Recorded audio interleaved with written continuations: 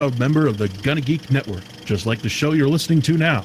The opinions expressed are those of each individual host. Check out all the other podcasts at GonnaGeekNetwork.com and get ready because geekiness begins in 3, 2, 1.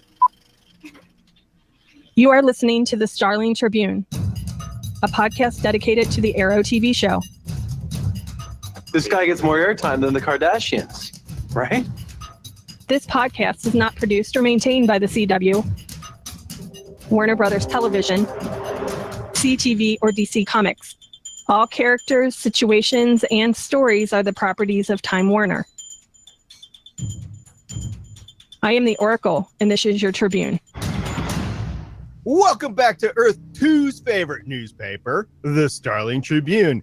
I am the chief editor and drummer of the Starling Tribune. My name is Stargate Pioneer. My friends call me SP. And your other reporters for this special episode 159 of the Starling Tribune are Chris. Oh, I'm sorry. Henchman? Blue Nissan Stanza. And Michelle. I hear that 2016 is not my best year, but I plan on fixing that. Dead. D-E-A-D. Dead. This podcast is recorded on Sunday, June 25th, 2017. Live on Geeks.live. Remember, folks, our newspaper is full of spoilers, facts, and speculations about Arrow and, quite frankly, the rest of the DC TV comic movie universe. That's right, and tonight we'll be discussing Legends Tomorrow, as well as news, interviews, articles, and announcements that have dropped in the past week that could impact future episodes of Arrow, as well as The Flash, Supergirl, Legends of Tomorrow, Vixen, Constantine, Black Lightning, Lois and Clark, Superman the Animated Series, Batman Beyond, and any other show that's out there. If you're new to this show, thank you for searching us out on the internet and joining us. If you like our content, why don't you swing by our podcast network home at GonnaGeek.com, where you can find all of our past shows, plus a ton of other geeky videos, podcasts, and articles, all under the GonnaGeek Productions banner. It's that time of the show where we get on to the main content. So, Michelle, why don't you go ahead and break down this week's episode? Sure thing. Today, we're going to be talking about The Legion of Doom, which is Season 2, Episode 10 of Legends of Tomorrow. It originally aired Tuesday, January 31st, 2017. Director, Eric Laneuville, also directed Agents of S.H.I.E.L.D. This is the only episode of Legends he's directed. 7 Grimm, 1 Warehouse 13, and 5 Lost. Writers, Phil Klemmer, it's done 8 Legends, 3 Tomorrow People, 12 Chuck. I think you've heard of it. And 12 Veronica Mars. And Mark Guggenheim, the executive producer of Arrow and Legends. So I guess he's a big deal. He's also written 8 Legends. He's also authored a lot of comics on both sides of the aisle of DC and Marvel. So this episode of Legends of Tomorrow, The Evil League of Evil, was aired way back at the end of January, early February, and it also was a full week of DC TV content on the CW. Monday, the 30th of January, Supergirl aired their episode We Can Be Heroes to a live rating of 2.35 and a live plus DVR of 3.75. On Tuesday, The Flash, yes, The Flash, aired to a live rating of 3.06 and a live plus DVR rating of 4.71. That was their episode Dead or Alive. On Wednesday, the 1st of February, Arrow, with their episode Second Chances, aired to a live audience of 1.91 million and a live plus DVR of 2.99, which means they barely beat out our Legends of Tomorrow episode, The Legion of Doom, that we're talking about, which aired on the 31st of January to a live rating of 1.78 and a live plus DVR of 2.96. So Arrow just beat out Legends of Tomorrow by 0.03. Just that much. Wow. I think what helped Arrow is that Talia al Ghul was in that episode. Talia. I'll be in my bunk. Wait, but I was going to go to my bunk. I guess, Michelle, you're doing the cast all on your own. It's your fault for bringing up Talia anyway. Wait, I can't go to my bunk because I Talia guess- al Ghul was mentioned? We'll be taking a little bit of a break, folks, as we come back. But let's just go ahead and move on. And we'll talk about the overall theme for this episode, the Evil League of Evil, right? No, that's right. The Legion of Doom. So, Michelle, what do we got for that? Well, this episode, we get to learn a little bit more about how they operate. I loved how the show opened with Damien Dark doing the voiceover of like, hey, I was murdered and I was wronged. So, of course, I'm teaming up with Malcolm Merlin and Eobald Thawne to correct all those things that have happened to me. It was great. He is the good guy. He got screwed over in this entire situation. The fact that Oliver Queen killed him, he never deserved that. Come on, guys. Well, it's all in the name to protect his daughter. He needs to bring his daughter back. That he doesn't even have. So you have to remember the Damien Dark we see doesn't have a wife or a kid yet. We might have a wife, but not. We might have a wife. Let me rephrase. When was he taken? 70s Back in or 80s. yeah, 80s Oh. in the 1980 episode, the Miami Vice episode. Well, that's when he first shows up, but that's not necessarily when he was taken. That is when he was taken.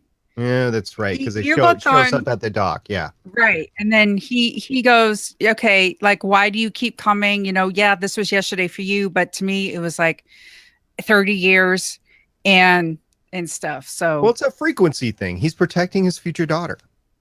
That he The doesn't movie know is Frequency. coming. yeah, we'll give him that one. You would assume that Eobald Thawne would have said, "Oh, in 2016, you get killed and your poor daughter." So Damien, it's your kids. Actually- we need to save your kids. I It's think a Doc Brown sort of thing. I think it's a case here that the Damien, rather from the 80s, is a bit more evil than the Damien we met in 2017, who became a little unhinged. 2016, who became a little unhinged when his wife and daughter became all involved and things like that. This Damien we're meeting now really doesn't care about anything but power. The Damien we had in Arrow, as twisted as that was, thought he was making a better world for his family. Indeed, Genesis. It was all about the The Genesis. Genesis. Where's Spock? In the meantime, we had some fights in this episode. We had some mainly fights between the Legion of Doom themselves, but let's go to the shootout at the bank, because they go to the bank a couple of times and there is some fighting going on in the bank, isn't there, Chris? Yeah, they go a little crazy with their laser guns.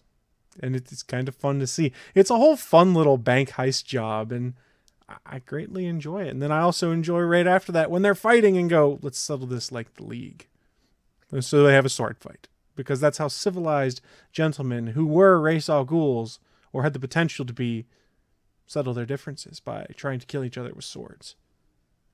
So Phil, he's going back and forth between the retinal scanner / passcode and leaving, staying, leaving, staying, leaving. I don't blame him, because if I was stuck between those two, I'd do what the latest one said, because I wouldn't want to disobey either of them. No, I wouldn't either. But then we do get the disagreement League style, and then Phil solves that too. So, Captain Hunter, even without his memories, is pretty adept, isn't he?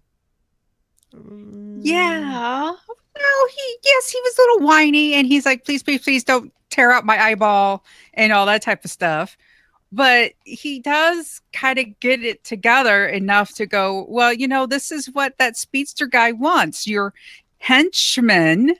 And he doesn't, care if you guys fight and die and all that type of stuff. It was henchman a thing before Venture Brothers? I mean, was it really in popular culture the way it is today? I don't think so, but it works, because Damien Dark says, I don't like being a henchman because they all end up dying and I don't want to, Well, I mean, he's generally the one that kills them. With his magic space powers. Not space, really, but... Magic is only magic to people that can't stand technology of the future, Chris. Thank you, Thor.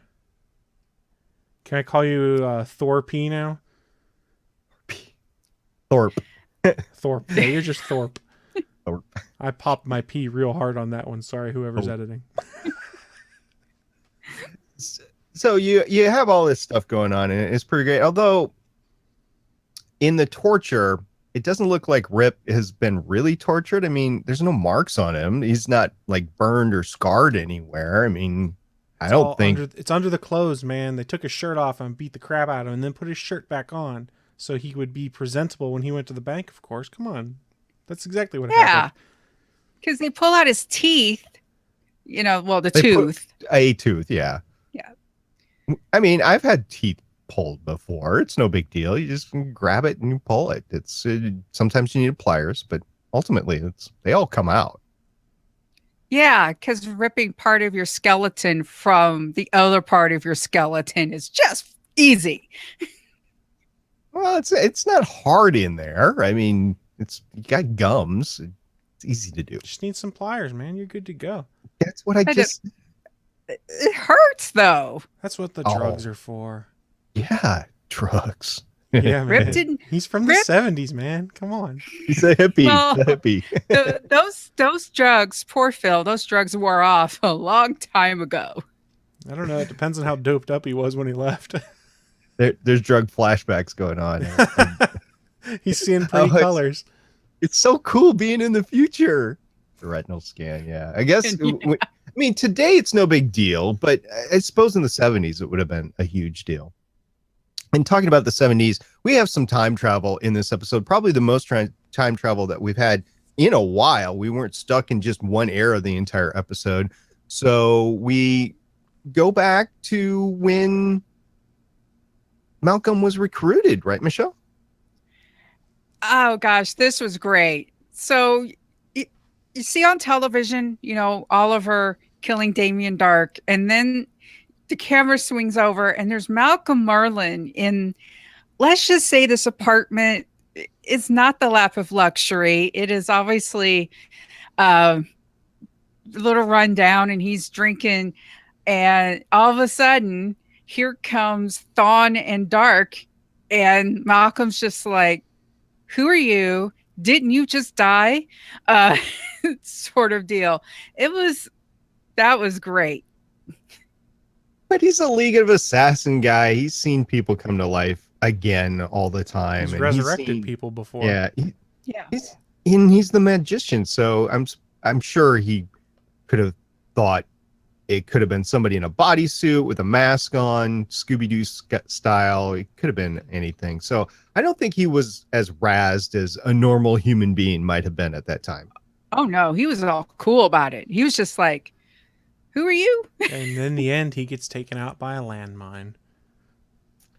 Allegedly, we have not seen the body. Well, it could be multiple landmines when the entire island blows up. He could have gotten off the island before that. That's true. I mean, if I'm going to fake my death, I'm not going to stick around. Look, maybe a different version of Eobard came back and saved him right before, because there's another version of Eobard out there that needed his help. My brain hurts. Oh gosh. That sharp pain in your head, that's time travel, guys. Talking about time travel, we also get a Zurich bank in 2025. Curiously enough, we don't really see much of 2025. We just see the bank. And it's cool retinal scanner. And touchpad and voice recognition, which all kind of exists today.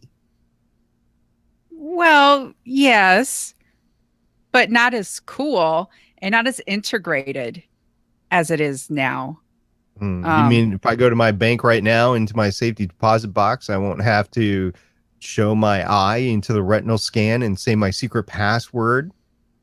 Right. The secret password is cheese. Okay, so everybody knows what Chris's secret password is. Now we can just cut out his eye and go to his bank and we're all set. That sounds uncomfortable. First, Chris can... Oh, never mind. I was recording. So we've got you saying cheese. So we're all good. We are good. Maybe that's only part of it, though. So, Chris, why don't you save yourself and go to 2017 and talk about what's going on in Central City between Stein, Jax, and Lily? Stein needs the help of an expert to help them get the artifact to work. So what better expert than his time aberration of a daughter and having to pull her into things and then have everyone figure it out? Abrasion? It's an abrasion, right? Abrasion, yes. Mick. Love it. I love Mick. But yeah, she's the super brain. She's a super smart Stein and is able to figure it out. And I don't know. There's got to be a part of Stein that's going, is this really a good idea for me to go and pull her into all of this when, gee, if everyone realizes she's an aberration, it's a problem. He just decides to do it on his own, too. He doesn't consult Sarah, who knows about the aberration. And you get everybody else on the ship knowing about Lily. And then, well, fast forward at the end, Lily says goodbye to her dad, which was a little awkward. And I hope we get to see her again. I know things kind of get messed up with the rest of the season, but I think Lily needs to come back and save everybody. Sure, why not? I'm completely on board with that. The scenes between her and Stein were just, there at the end. Because Jax is like, you got to tell her how you feel. Because he's like, I know how you feel because we have that psychic bond and stuff. But you need to step up and tell her how you feel. And, him coming to realize that, because he says time doesn't usually give you what you need, but gives you doesn't give you what you want, but gives you what you need. And he's like, I didn't realize I needed a daughter. And I thought that was sweet. It was a good moment. The whole thing is sweet with Stein having a daughter, and I enjoy having Lily around, and I really would like to see her again. But I'm going back to Stein and how he acted about this whole thing. He should have clued Sarah in, and he didn't. So I'm faulting Stein all across the board for making this happen in the first place, and then bringing her in without successfully coordinating it, I guess.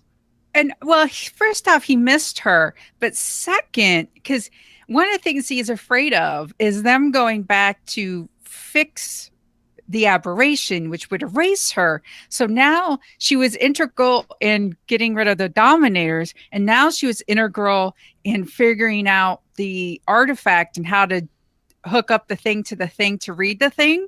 So now she's integral in two events. And so fixing the aberration would cause more aberrations because she was involved in what they do. And that, kids, is my brain breaking again as time travel gets super complex.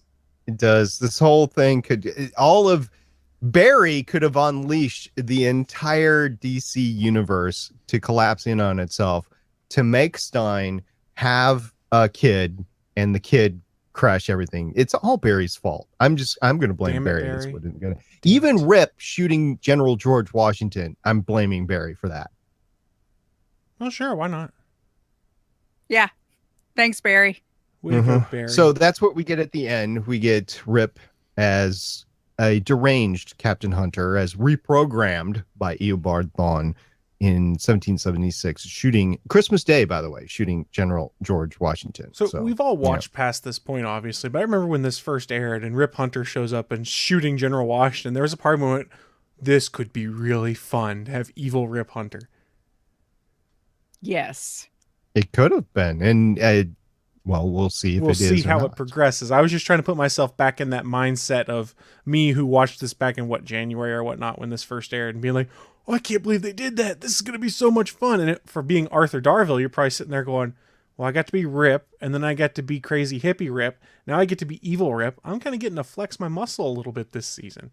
Mm-hmm. Yeah, I mean, he's kind of like the Tom Cavanaugh, HR. Tom Cavanaugh. Yeah, the Wells, that was technically Earbod, and then Harry, and then HR. I mean, there you go. This show's good about giving people a chance to play a different character multiple ways, it seems like, for a lot of folks. Yeah, even Laurel. Who? Wrong show.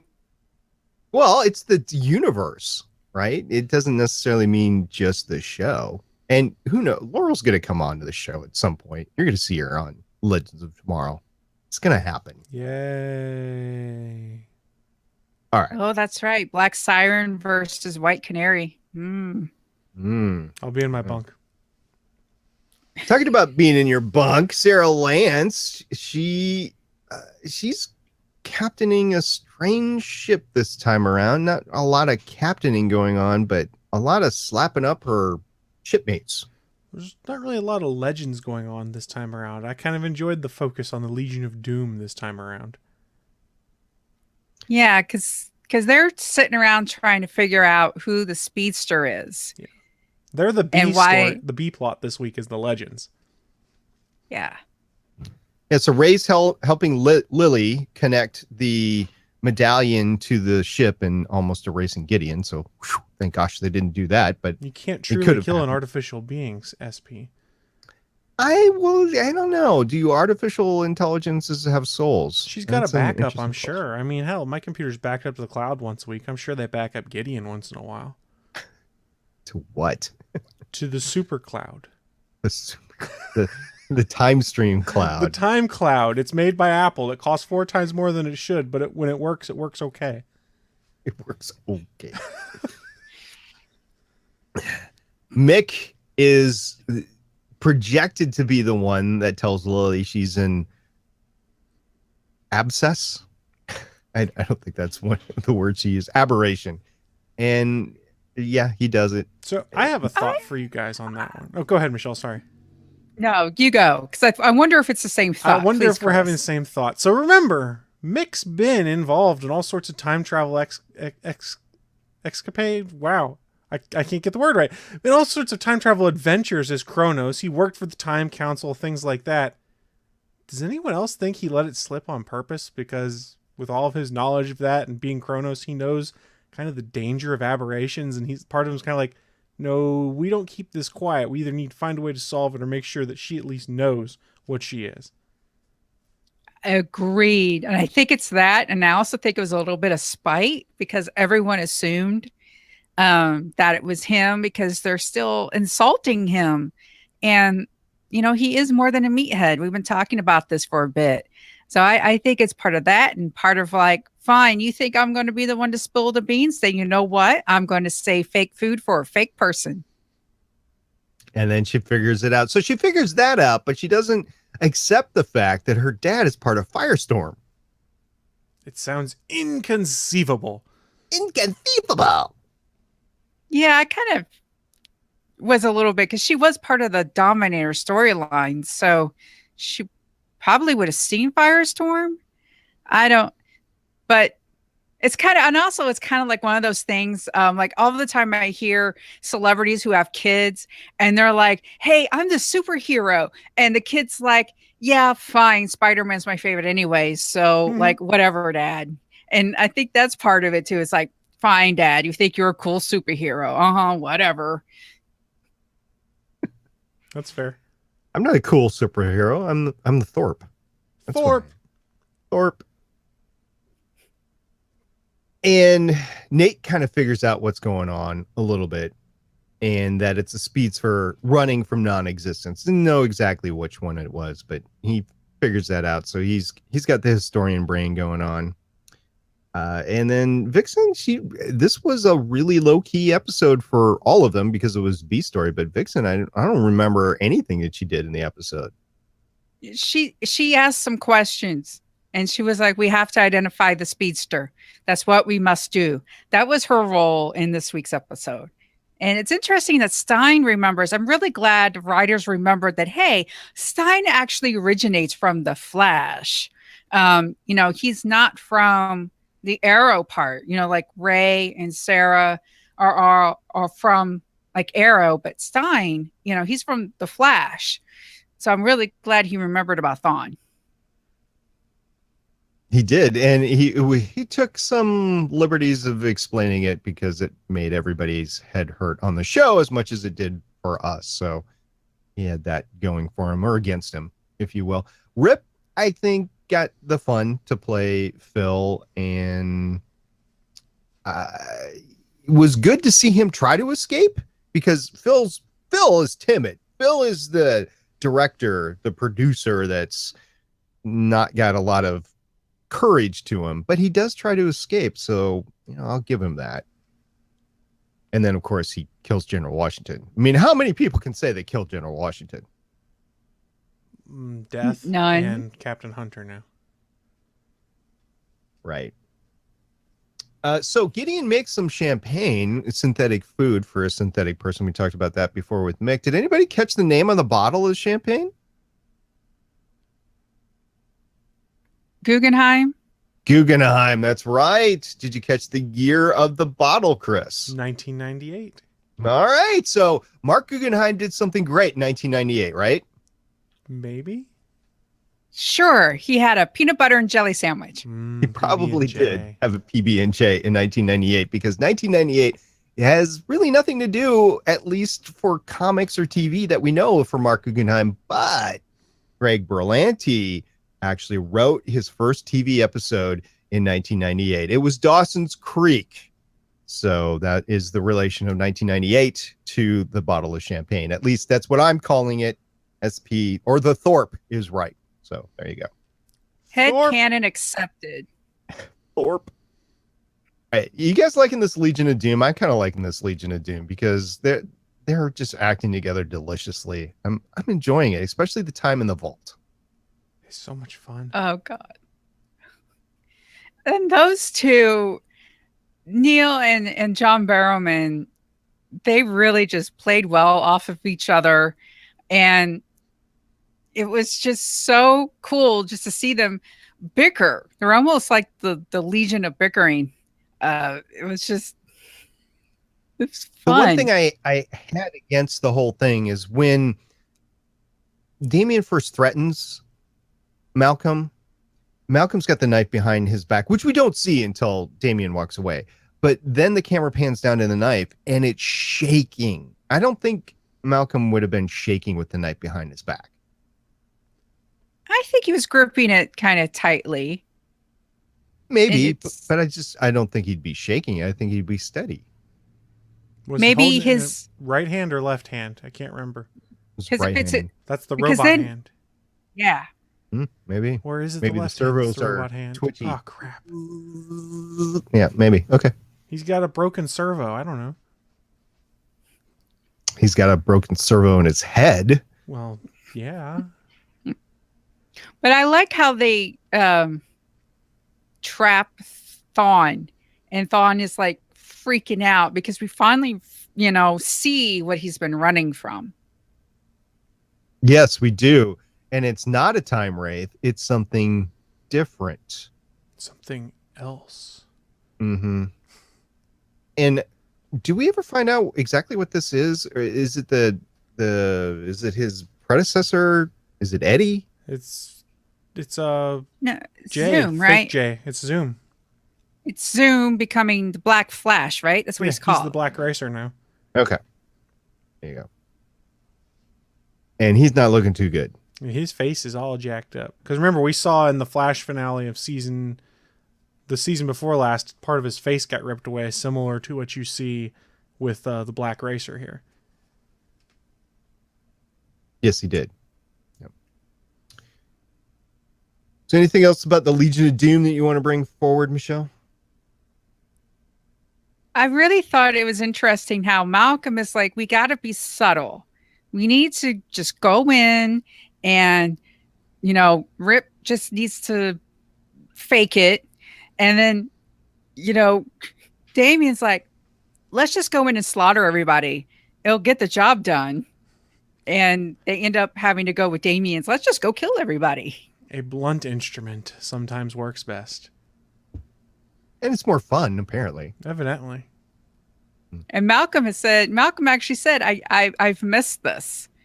Because this is the Malcolm that's, with Thea, had go through, being with Thea and stuff like that. And he's like, gosh, yeah, I have missed being the magician. He actually says, I was the magician. He was. Mm-hmm. He's going to make this hand disappear. Mm-hmm. And reappear, apparently, too. Yeah, evidently. So there's more to be seen from these guys in the future, and we're going to see where this goes. This is episode 10, where we've got 17 episodes. So we got 7 episodes left of the season, which we'll be running down for the rest of the summer. And I'm excited to rewatch those 7 episodes because it's fun watching these again, kind of knowing what happens, but at the same time, just going along for the ride too. So it's fun. You guys got any last thoughts, Chris? I love the Legion of Doom. I love the interplay between Malcolm and Damian. There's just some great moments where you chuckle on screen. You're like, man, these guys are really good paired opposite each other. So I'm looking forward to, and back at the time, I was looking forward to seeing how that partnership progresses. Michelle, last thoughts. No, I just, like we keep saying, I have to like dismiss a lot of stuff when it comes to the continuing of this and just basically go, I'm enjoying them right here, right now. And I'm just going with it. That's one of the things about the show. You just kick back, grab your popcorn, and enjoy the ride. And that's what Legends of Tomorrow is all about. Get your popcorn ready, kids. All right. What do we got going on for next episode, Michelle? So the next episode we are going to discuss is Turncoat. It's season 2, episode 11. It originally aired February 7th, 2017. The Legends travel to the winter of 1776 to protect George Washington during the American Revolution. But Sarah is forced to send out Nate and Amaya when things don't go as planned. Director Alice Troughton, writers Grain Godfrey and Matthew Mala. Looking forward to Turncoat. And with that, we're going to go back to the newsroom.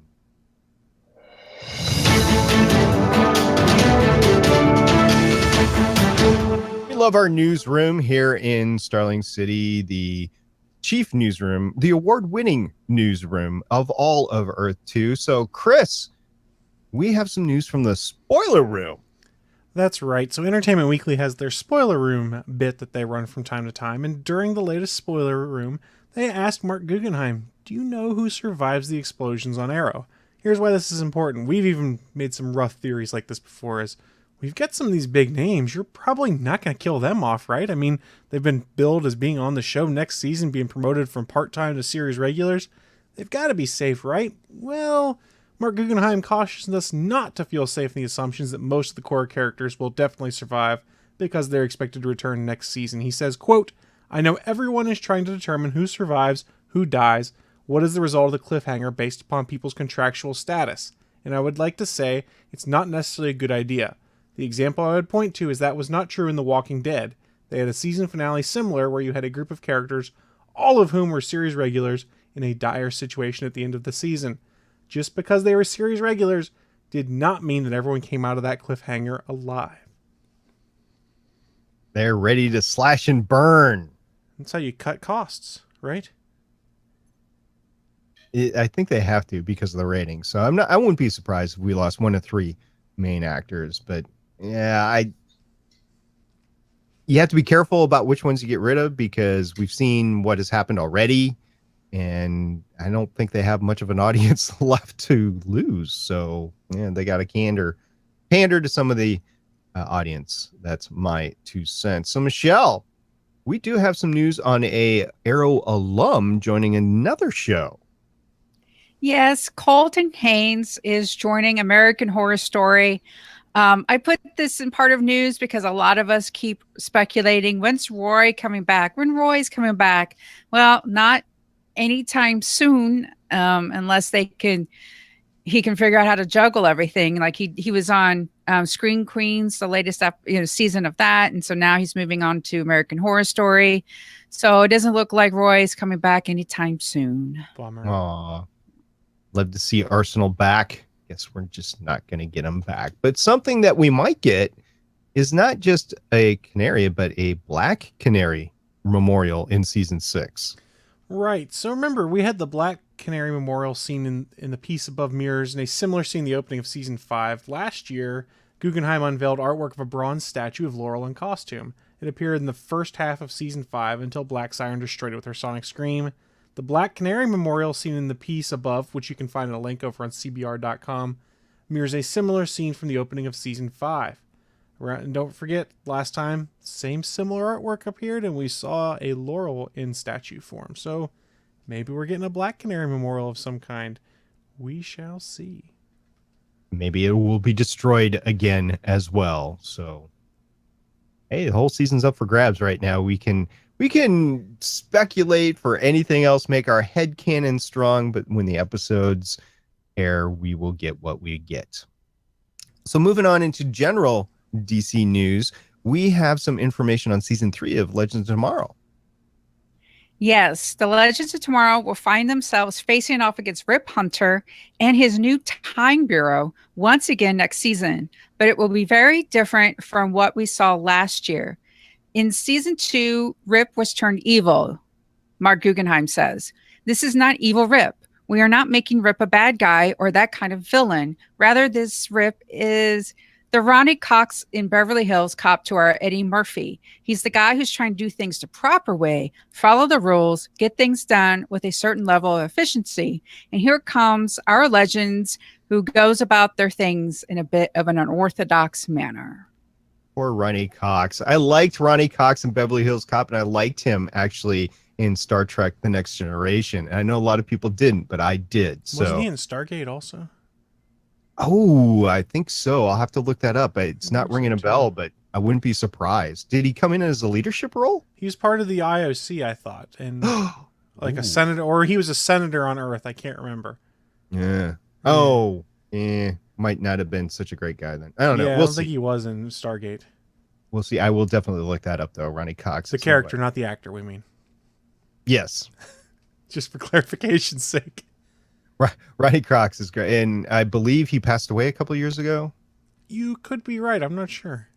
Yeah, I'll have to look that up as well. And if you're not, I apologize, Ronnie, and we would love to see you on the screen again if possible. Hey, if you liked all this geeky content that we talked about, the Legends of Tomorrow episode, all the news and notes, we have a bunch of other shows on the GonnaGeek.com network that do very similar things in terms of the different corners of geekdom, don't we, Chris? SP's right. We've got a lot of different shows in the Gonna Geek Network. Regardless of your taste, we probably have something to fit it. And we've been adding new shows left and right. I think we just added another 3 in the last month or so. And each week on this show and many of the other shows in the network, we all try to highlight one specific episode to point you guys towards. And this week I want to point you guys towards the latest episode of the All Things Good and Nerdy podcast, episode 266, entitled Salty Willie. Poor Willie, one of our hosts, got a little salty about something, and we called him on it. But the full crew is back this week for a wacky weekend morning show. Naki has the news that Ron Howard is now directing the next Star Wars solo flick. Chris is geeking out over the early buzz on Spider-Man Homecoming. Willie is still playing Friday the 13th, and Anthony is about the only one excited about the new Saw movies coming up. That's on episode 266 of the All Things Good and Nerdy podcast, which you can find over at GonnaGeekNetwork.com. Well, guys, a big thank you to everyone who listened and watched live as we recorded this over on Geeks.live, and also to anyone who downloads or replays the video or audio versions of the podcast. Don't forget you can find those on GonnaGeek.com, Spreaker, YouTube, pretty much just Google Starling Tribune if all else fails, and you can find us. That's right. Hey, we've moved our live recording to Sundays now in preparation for the fall TV schedule, where Arrow will be on Thursday nights. We're not going to record Friday night or Saturday, but we'll record Sunday, 6 p.m. Eastern, 3 p.m. Pacific on Geeks.live. And don't forget to run on over to your podcatcher of choice. Gives us a thumbs up or a 5-star review, and write us a good review. That would be great. We'll read it on the show. So thank you very much to the audience, and thank you very much to the production team behind the show. You can find all of our contact information on the Gonna Geek Network at GonnaGeekNetwork.com, where you can check out our forums and other shows. If you want to share your thoughts, head on over to our Facebook page, send in a tweet, or call us at 612-888-CAVE. That's 612-888-2283. Great episode, guys. That wraps it up for another week. Any last words before we sign off? At Stargate Pioneer. Hashtag Dad is Firestorm. At the Chris Farrell. Hashtag Thorpe. And I am at Michelle Ely, signing off with hashtag Gideon is forever. Oracle, I think we're done here. This was the Starling Tribune.